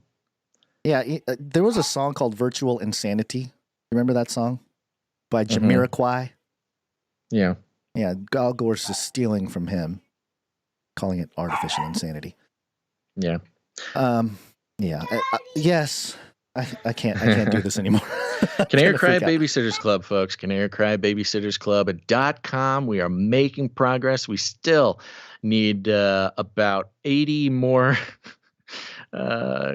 Babysitters Club signer-uppers to meet our goal to be able to get Guns a month of babysitting for the show. It's one way you can support the show. I was going to say real quick, the lyrics from the song Virtual Insanity, and I'm thinking what a mess we're in, hard to know where to begin. If I could slip the sickly ties that earthly man has made, and now every mother can choose the color of her child, that's not nature's way. Well, that's what they said yesterday. There's nothing left to do but pray. I think it's time to find a new religion. Whoa, it's so insane to synthesize another strain. There's something in these futures that we have to be told. Whoa, bro. Virtual insanity. That's where we're at. That's where Al Gore says we're at. In the echo speaking chamber. of which, why don't we check in real quick with David Grush? Ah, yes, the UFOs and aliens. A quick update from David Grush. Now, the setup here is that, well, let's do this first. You don't know what you're looking at. What's driving that thing? It's not a space alien. Aliens. It's unidentified. So, David Grush, every time we brought him up on the show here, the point that we wanted to make was, hey, according to his own words and all of the testimony that he'd been doing, he doesn't have firsthand accounts. He's reporting on secondhand or things he's read. You know, that's been the narrative that we've been told. And more than that, like that not even necessarily being the problem, he is telling us straight up, basically, that this is the disclosure. This is the official government disclosure. He's not a renegade. He's not, going off script. This is the official government disclosure on UFOs. Yeah. He has said as much himself. Right. And so the anchor here on News Nation basically sets up Grush for with the same, I guess, criticism. People who saw your big interview that aired here on News Nation and who watched your congressional testimony, people who might not buy everything you're saying, who are skeptics, have said over and over again, he has no firsthand knowledge. He is just telling what someone else told him or telling what he read. How do you respond to people who say, because you don't have any firsthand knowledge, maybe we shouldn't believe you? Well, I couldn't be very upfront about my firsthand knowledge until recently. I got some other security approvals through the pre-publication and security review process. And I did have some firsthand knowledge of some specific parts of the program. I'm currently drafting an op-ed that I'm going to release in a few weeks, and I will be discussing what I actually do know firsthand. I just could not overtly discuss that at the time, including at the hearing, because the Pentagon and the IC were sitting on some of my pre-publication and review paperwork at the time, so I could not acknowledge that. When you say you have firsthand knowledge, you actually saw something yourself? Well, the deeper description of what I know has been redacted. They proposed a redaction in a pre-publication and security review response a few days ago, and they're telling me to withhold legally some of the firsthand knowledge I have, but I'm allowed to generally discuss that I was read into a UAP-related program directly by the U.S. government. Boom, boom, there it is. Yeah. So, love it. Yeah, he's basically saying that, yes, he's got firsthand knowledge, and the carrot on the stick continues to entice, because we went through the entire hearing, and that the whole thing was, I've been heard, blah, blah, blah, but yes, it's a disclosure. And sure enough, a few weeks later, I'm working on an op-ed and working with the government on what I can say and what I can't say. And those are the things to notice. He constantly, this is not new, this is constantly through his whole thing, he's saying, more or less, to paraphrase, I'm only saying what the government is letting me say. I'm only saying what the government is letting me say. I won't say anything unless the government tells me I can say it. Which makes this next clip interesting. Real quick. And then the fact that what he's saying is, I was read in on a UFO program, and I'm only sharing what they say I can share, means they read him in.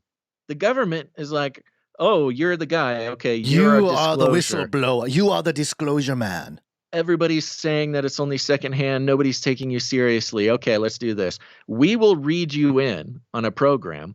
Now you can say you have firsthand knowledge, and then, you can only share little bits and pieces, but it doesn't matter. The fact that you have firsthand knowledge, that we are giving you firsthand knowledge on a program, that can continue to keep this nonsense going. I mean, I don't know why anybody would get, well, I take that back. I get it. I'm excited. I'm excited that something is happening. Well, you got to have some bad guys. There's got to be some conflict, because you were mentioning how he's only saying what he's allowed to say.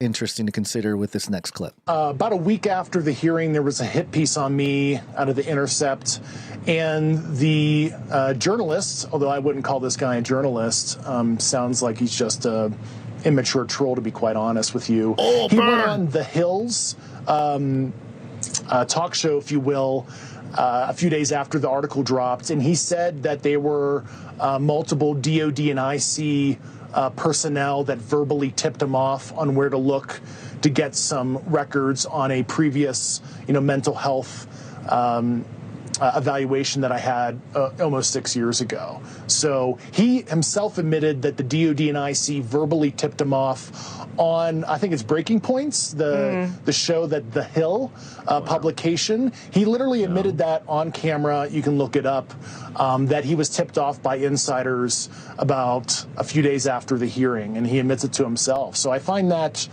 very troubling, and I encourage the DoD Inspector General, whistleblower reprisal, and his investigation staff to look into that, because you basically have probable security officers, because who would know this kind of information, providing a journalist's private health information, right? Why do you think they did that? Was this some sort of attempt to silence you? Oh, yeah, it's intimidation. It's like kill the messenger, not the message. I mean, these are tactics that other whistleblowers, have had to endure, that have come forward, in a similar fashion as myself.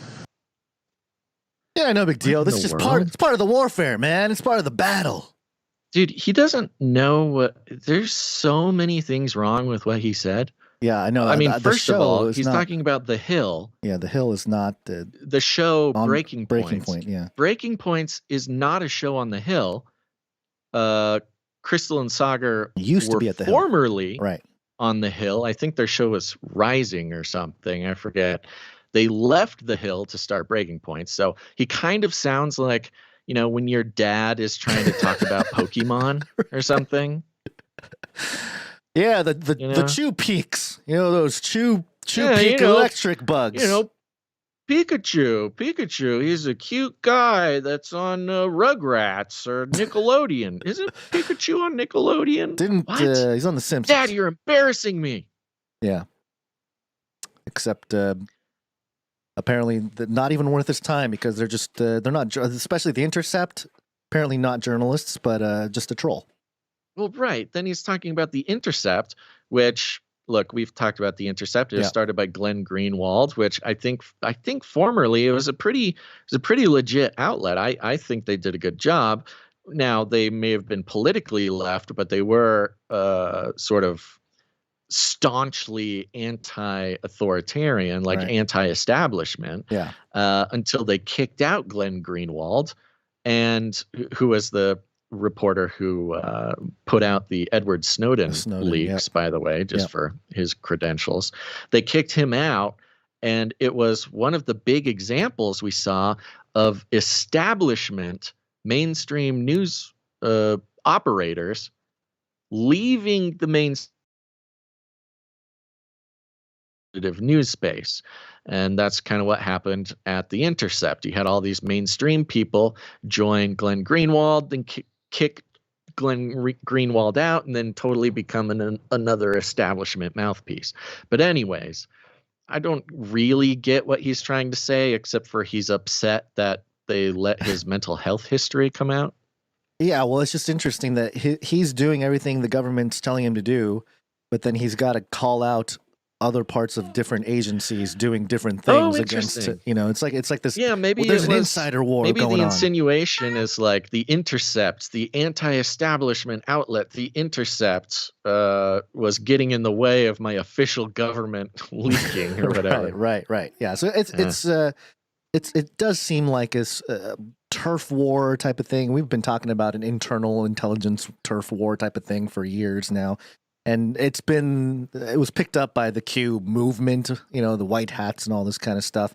And, I think you and I were always analyzing it, not as taking sides with any of them, but just to say that, yeah, there does seem to be some conflicts, probably based on dividing lines that fall on the Constitution or maybe some faith-based stuff, but who knows exactly. But nevertheless, there are probably some disagreements happening amongst the ranks in our intelligence apparatus, and it's never you're never as strong as a nation when you're broken from the inside like that. So you can kind of see how the destruction of the country has taken place because of it. But in this case, yeah, it's almost necessary for a third element to enter the political spectrum with the conversation of UFOs and aliens and UAPs and the whole drama unfolding. It's you got to have something interesting for people to click on, because I think they spent their ammo with COVID. They got a lot of clicks. Mainstream media made a ton of money, not just from the advertisements, but from the haters coming to visit all their stuff. So they need the clicks. So they're going to find whatever the topic is, and this seems like another, again, a carrot on the stick. Actually, a new carrot. That's not a bad analysis. I mean, it could be that the entire David Grush thing is a gift from the government. It's, the government used and abused the media, all through COVID, made them their sort of whipping boy or whatever mouthpiece dog, basically. And because of that, because the media was simply a mouthpiece for the government, no actual reporting, the media, nobody trusts it anymore. It's trash. It's total trash. Nobody cares. The tide has turned. Yeah. And as kind of a gift to the media, the government's like, okay, here, we'll give you this guy, this official guy, and it'll be UFO disclosure, and he can string them along for years, and you can milk as much as you want out of them. Yeah, makes sense. I can totally see that. Makes being the case. A lot of sense. Especially, in a realm like the mainstream media losing credibility, it makes sense to try to do something real quick in tandem with the government to maintain the credibility or reinflate that credibility back. Right. So it would make sense to do something that the general public couldn't exactly report on. Yeah, I mean, it's more exciting either way. It's more exciting for mainstream news to be leaking about UFOs than podcasts who have been doing it for decades. Right, exactly. Okay. All right. Good stuff. So good analysis all around here. We're going to thank some producers coming in with their talent. And to start things off here, before we dive too deep, we'll do some speak pipe. Please leave a message after the tone.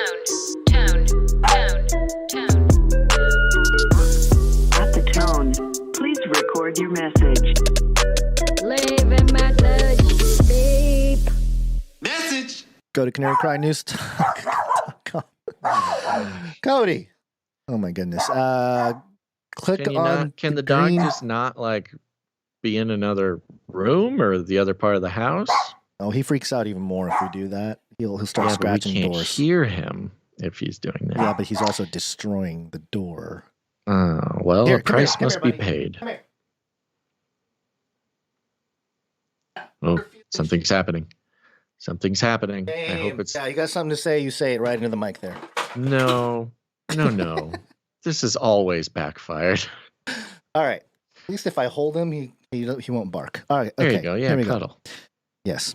Go to canarycrynews.com on any of the pages there. Click on the green tab on the. Hey, you're not happy? You're not happy? Okay. On the right side or the bottom of the page, it'll give you a little pop-up window that allows you to record a audio message of up to 90 seconds on your device. And so do that. Let us know if it's a private message right at the top of the recording so that we are aware and we don't blast that out into the public. We have one message to play today from Nomen Prunte. It is the completion of the 12 days of Christmas. Nomen Prunte here. On this, the 12th day of Christmas, my normie gave to me 12 commies re-educating, 11 bureaus investigating, 10 sorcerers outsourcing, 9 Babylons burning, 8 podfathers casting, 7 Trudeau's mansplaining, 6 Zuckers forfeiting, 5 Elon's cage fighting, 4 Bitcoins mining, 3 brains a-washing, 2 Bidens bumbling, and a FLIPPY to prune my pear tree. So good. So good. So good. Somebody needs to take that. I love it. Turn it into a whole I thing. actually reached out on Discord to some of our jingle makers. I think it would be fun to put together a real spicy Canary Cry version. Get an instrumental together. Get some actual vocals going there. Yeah. I think it's about time we have a true Canary Cry Christmas song. Yeah, and that's something that can be used every year. It's not just 1 year. Thank you very much, Nomen Prunte. Appreciate it. I like the sorcerers outsourcing. Yeah, that I like sounds that one too. sounds like a firm that we should start just to front and run the actual sorcerers and then stonewall them. All right, very good. Thank you very much for all that. We're gonna thank some producers coming in with their audio production. Audio production.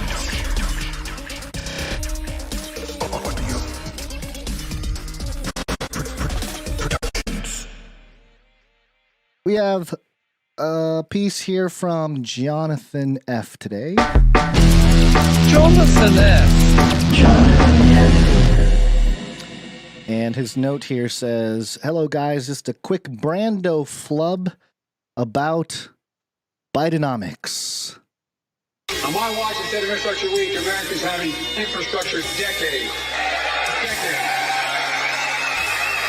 Over $1.3 billion. Trump just talks about we walk the walk. Over $1.3 billion. Trump just talks the talk. We walk the walk. Man, I love that. Billion, trillion, billion, million. I love it. I love it. It's so good. But the music was great there too. It just captured the chaos that is Biden's whole thing. Yeah, that's true. Okay, he's got one more here. Jonathan F. does. It's a cyber terrorism jingle. Cyber terrorism. Very good. Oh, sweet. Love it. Nice punchy Short one. and punchy. Yep. Thank you very much, Jonathan F. I believe that was the only audio I got. Is that correct, Basil? Or am I failing our producers once again? Well, it's a good check-in. Yeah, I think that's good. Okay. I think that's it for the music stuff. Let's do art. One art, please.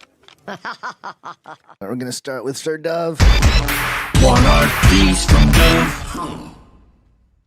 And I love this. Dove has a piece here with a note. Piece for today's artwork. I made some promotional material for a new podcast I heard a couple weeks ago where this off-the-gridding pair of Google eyes tries to live stream a video game in a tiny box on the screen over the blaring sounds of some Alex Jones heavy metal music. Needless to say, it was great. It was a great success.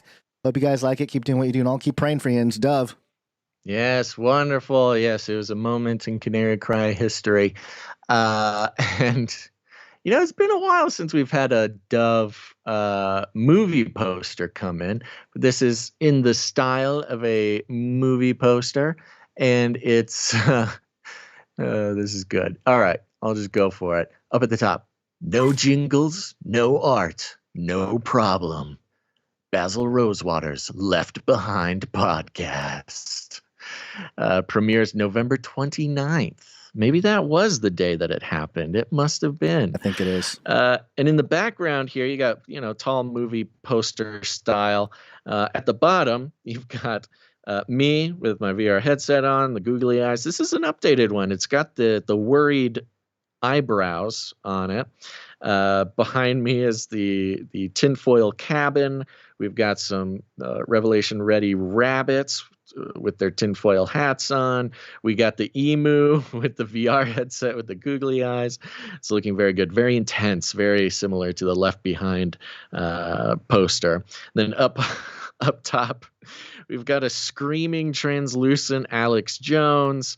We've got a flat Earth dome picture and some shapes of landing gear of airplanes at the top. Again, for anybody who is familiar with the Left Behind movie poster or the front of the VHS or something, this is perfect. One thing I liked about this, and this might be the first time it's ever happened, Dove, his Alex Jones screaming picture here, he's got the little Alex Jones tooth gap in the front, very notable. And down in the bottom, this rendition of me, he actually included my little Basil tooth gap. I don't think any artist has ever included that detail before. Yeah, it's not every moment that they see your mouth. That's true. I must have really let the chompers out that day. Yeah, I love it. Thank you very much, Sir Dove. The tooth gap, when I was younger, I was very, sort of sensitive about the tooth gap. I did the braces, did everything to try to do that. But thank God it didn't work. In my older age, I more or less just forget about it forever. Just a little slight, just a little, if I need to run a credit card or something, I can slip it in there. But thank you very much, Sir Dove. It's good physics for creating a water stream out of your mouth. It's true. Yes. Yeah, it makes it easier to breathe too. Yeah, when I'm doing exercise. I think you're supposed to breathe from your nostrils. Oh, not these nostrils, baby. Thank you very much, Sir Dove. Thank you. Let's see here. I think. Yeah, we have a Pizza Rat piece of art here. Oh yes, the Pizza Rat piece to make good on. Yes, Pizza Rat had a note here. Sorry for the diverge from the Canary verse theme. This is just the thought I've not been able to dislodge. And it's thanks, Aunt Sharon. And this is actually a rendition of Sharon Gilbert, our friend, wife of Derek Gilbert over at PID Radio and Skywatch News. Of course, yeah. Well, Aunt Sharon is a character I created during the ramblings of how to share the show. Share with Aunt Sharon, Sharon with Sharon. But here we've got, looks like we're in a kitchen at Aunt Sharon's house. There's Sharon Gilbert in all of her glory. And she's got a plate of cookies that she's just baked. And it looks like we got a baby Gons, a baby Basil, and a baby Pizza Rat in his punk rock gear here. And all three of us in unison saying, thanks, Aunt Sharon.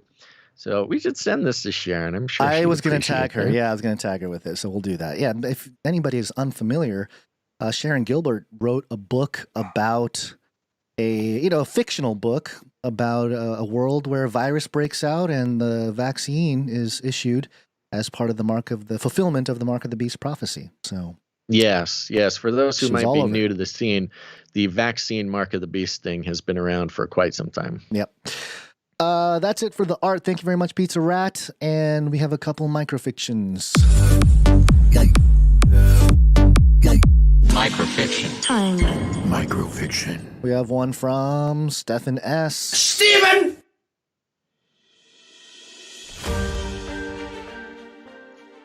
Oh, nuts. Sorry, I'm still scrolling.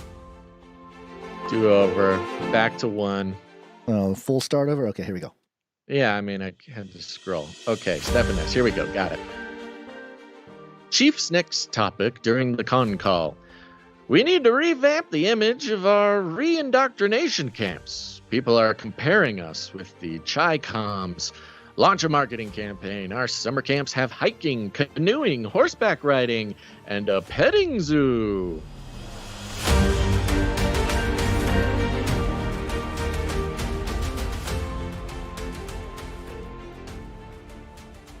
Sounds like might match the Canary Cry summer camp that we are throwing ideas around for.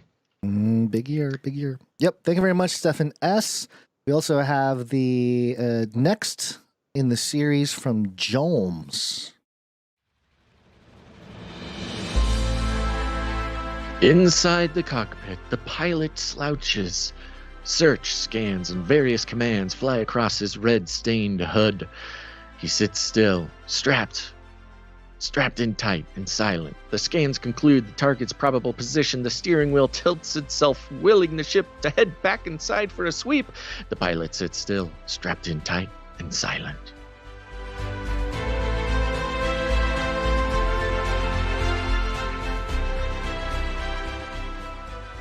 Wow, what a suspenseful moment. What will happen next? The chase is on. Yep. There you go. Thank you to all of our producers coming in with your talent. It's very welcome here. Indeed. And if you are a person who has any ability to create art, whether it's drawings or microfictions or music or jingles or whatever, fushigi juggling, I cannot believe nobody's learned to fushigi juggle for purposes of my whims to send in the show. But whatever you do, create something for the show and then go to navigate your browser to canarycry.art. Canarycry.art, where you can upload your art to the show, goes in our spreadsheet. We thank you for it, and we do it on the show. Wait a minute. I also put a button in the email. There's a very easy button in the email if you want to go to canarycry.art. And of course, if you have any articles you'd like us to consider for a show to bring on the show, you can go to canarycry.report.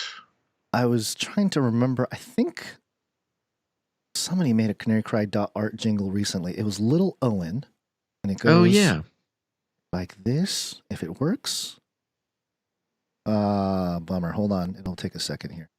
Oh no. Okay, maybe not. Got to spin up the hard drive. Yeah, I got to bring it in.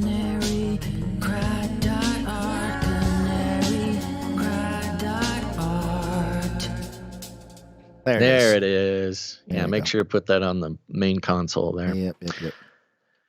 Okay. Well, you got anything else, or should we talk about Antarctica?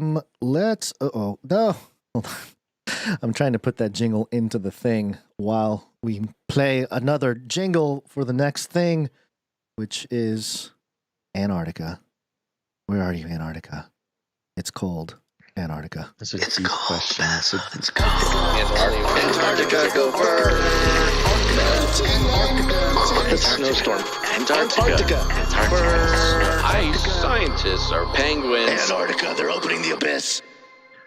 Where are you, Antarctica? USAtoday.com. Headline: Rothschild Island named for banking family, not owned by it.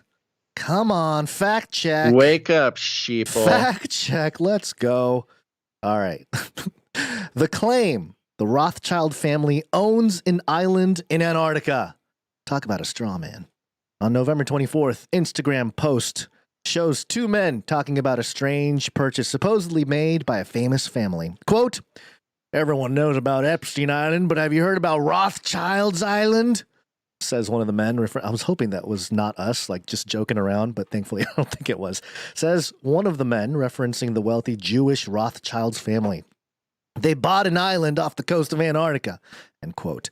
The Instagram video includes a map of Antarctica and shows a small island off the coast labeled Rothschild Island. The post was gotta love the social media fact check. You can't fact check anything important or fact check the actual details of something or fact check a real theory. You've got to always fact check some random social post so you can straw man any reference to said thing. This post was liked more than 1,000 times in 11 days. Whoa, more than 1,000. Is this on Instagram? Instagram. That's pretty heavy. TikTok, if you're only getting 1,000 likes, there's something wrong.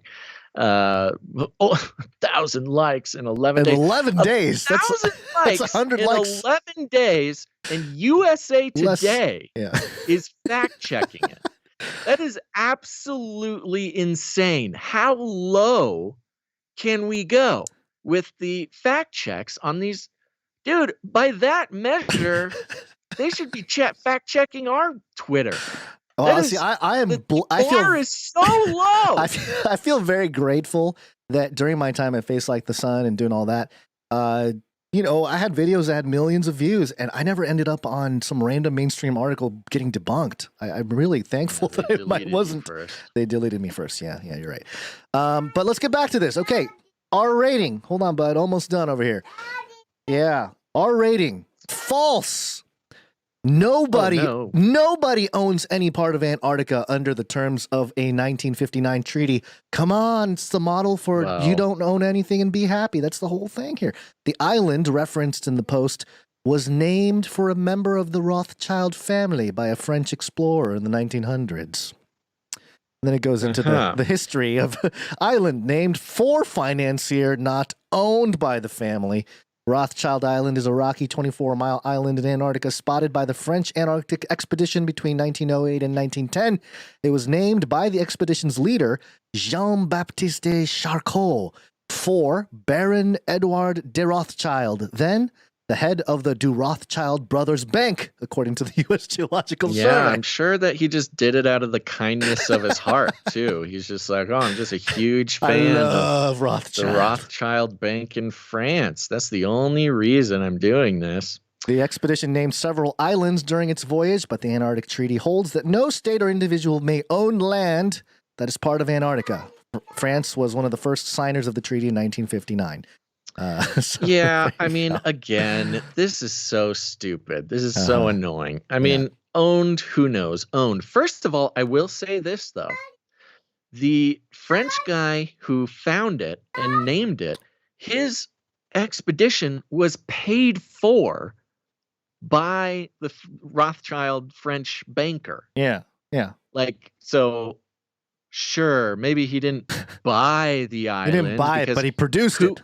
Because you don't buy something if it doesn't belong to somebody.